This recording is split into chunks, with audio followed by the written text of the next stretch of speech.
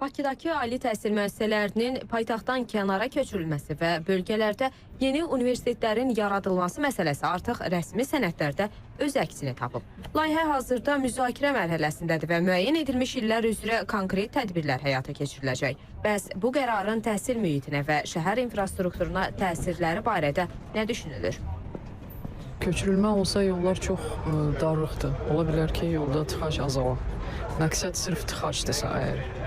Bunun digər məqsədi yoxdursa. Belə də götürəndə valideynlər üçün çətindir. Yəni o zaman istər-istəməz çoxları evladdan ayrılma bizdə də çox tez yaşda baş vermədiyi üçün ola bilər ailələr birgə köçərlər. Əgər orada universitet açarlarsa mənim üçün çox xoş olar. Yəni mən müəlliməm, gedib orada tədris edərəm universitetdə. Amma digər ki, bu hamı üçün uyğundurmu, onu dəqiq bilməyəcəm. İmtahan əvvəsində boşluq olur. Tələbələrin çoxsu rayonlarda olur deyər. Tələbələr gedir rayona, burada da boşluq olur. Tıxaclar azalır. Universitetlər rayonlarda olsa daha gözəl olar. Tıxacın da qarşısı azalmış ola bilər. Bakı Dövlət, orada Politexnik, orada memarlıq inşaat. Ümumilikdə bir 40 min şagird tələbə. Bunun təsəvvür 30 mini minir metroya. Metroda sıxlıq yaranır. Düşünürsən saat 3-də metroya 5-də minib gəlirsən. 2 saatım burada getdi. Bayaqdan da burada dayanmışam. Bir dənə boş yol yoxdur, ancaq tıxac, sıxlıq.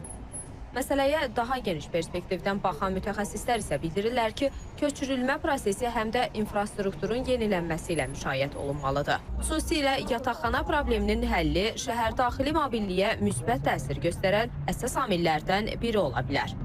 Əgər böyük qayıdış proqramı icra olunursa, mövcud olan tələbə yataqxanalarının da boşaldılıb, sökülüb mövcud ehtiyaclara uyğun yenidən təşkili əslində ciddi bir təsir etmiş olar. Çünki tələbələr oxuduğu məkana yaxın ərazidə yaşayırsa, bu birbaşa nəqliyyat sıxlığına təsir edən amildir. Piyada məsafədə, həmçinin də mikromobilliklə hərəkət etməklə ümumi şəhərin hərəkətliyinə müsbət təsir göstərir. Universitetlərin regionlara köçürülməsi təkcə tıxacın həlli deyil, həm də həmin bölgələrin sosial-iqtisadi canlanması, yeni iş yerlərinin açılması və təhsil mərkəzlərinin paytaxtdan kənara daşınması deməkdir. Millət vəkilləri bu prosesin bir neçə mərhələdə həyata keçirilməsini təklif edirlər.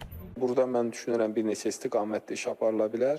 Bir, filialların universitetlərə çevrilməsi, bəzi bölgələrdə bizim belə filiallarımız var və onlara qəbul sayının artırılması məsələsi və bir də Bakıda olan bir-birini təkrarlayan bəzi universitetlərin bölgələrə köçürülməsi məsələsi və digər bir məsələ isə bölgədəki universitetlərə mən hesab edirəm biz qəbul sayını artırmalıyıq və burada da bu nəyə öz töhfəsini verəcək? Həm bölgələrin sosial-iqtisadi inkişafına öz töhfəsini verəcək, eyni zamanda Bakıda tıxac probleminə də öz təsirini göstərəcək. Millət vəkili onu da qeyd etdi ki, layihə ilə bağlı müzakirələri intensivləşdirib işə başlamaqda xeyir var. Çünki əsas hədəf həm paytaxtı seyrəltmək, həm də təhsilin keyfiyyətini ümumi ölkə üzrə yüksək səviyyədə qoruyub saxlamaqdır. Ləman Abbaslı, Zaur Ağamir, İTV Xəbər.